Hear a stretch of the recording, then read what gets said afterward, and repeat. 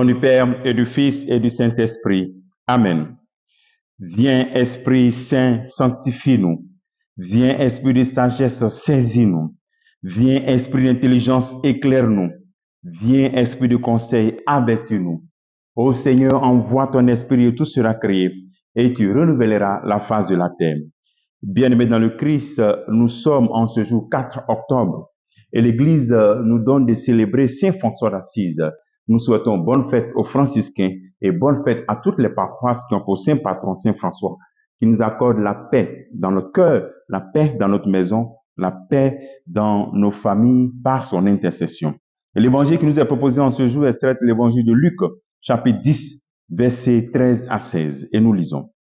En ce temps-là, Jésus disait, « Malheureuse es-tu, Chorazine, malheureuse es-tu, Bethsaïde, car si les miracles qui ont eu lieu chez vous avaient eu lieu à Tyr et à Sidon, il y a longtemps que leurs habitants auraient fait pénitence avec le sac et la cendre. D'ailleurs, Tyr et Sidon seront mieux traités que vous lors du jugement. Et toi, Capharnaüm, seras-tu élevé jusqu'au ciel? Non. Jusqu'au séjour des morts, tu descendras. Celui qui vous écoute, m'écoute. Celui qui vous rejette, me rejette. Et celui qui me rejette, rejette celui qui m'a envoyé. Acclamons la parole de Dieu. Louange à toi, Seigneur Jésus. Voici la menace que le Christ est en train de faire sur ces villes, sur des personnes, des habitants qui refusent la bonne nouvelle, qui refusent d'accueillir la parole de Dieu. Capharnaüm, Bethsaïde, Chorazine. Ces villes où le Christ a réalisé la plus grande partie de ses miracles. Il a réalisé beaucoup de miracles dans ces villes. En réalité, à travers cette menace que le Christ lance sur ces villes, c'est un appel que le Seigneur nous fait aussi. Parce que nous aussi, bien des fois, nous sommes Capharnaüm, nous sommes Bethsaïde, nous sommes Chorazine. Nous avons vu le Seigneur faire des miracles. Nous avons vu ces miracles dans notre vie et aussi autour de nous. Mais nous refusons encore de croire en la puissance de Dieu. Le deuxième appel, c'est de nous faire comprendre le sens des miracles.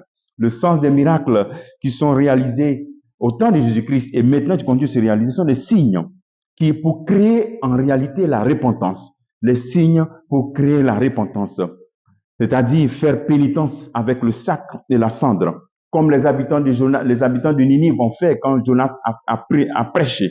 Jonas chapitre 3, verset 8. Après sa prédication, les habitants de Ninive ont crié vers Dieu, se détournant de leurs conduites mauvaises. Voilà ce que crée le miracle, ce que doit créer le miracle dans notre vie. Un signe qui suscite une repentance, qui suscite une décision de conversion, de changer de conduite, comme les habitants de Ninive. Le miracle devait donc entraîner l'acceptation entière du message de Jésus-Christ, la parole de Dieu, et donc un changement de vie. Ne pas continuer éternellement à chercher notre propre miracle. Aujourd'hui, chacun veut son propre miracle. Et nous avons le grand miracle que nous connaissons déjà, le Christ Jésus est ressuscité, il est vivant. Et tous nous savons, ce n'est pas une histoire, c'est une réalité.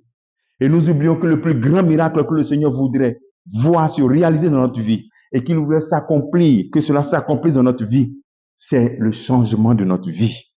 C'est un grand miracle que nous devons créer. C'est le miracle de la conversion.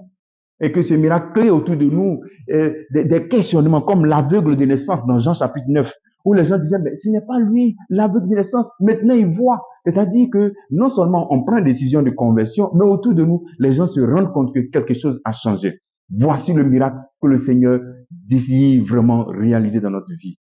Alors prions le Seigneur pour ne pas que ces menaces soient sur nous, pour que la parole de Dieu que nous entendons suscite en nous des décisions de repentance et de conversion. Comme travail que tu pourrais faire en ce jour, quel est ton miracle aujourd'hui?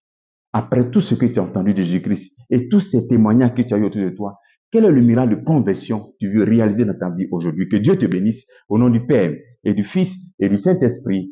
Amen. Et encore bonne fête de Saint François d'Assise.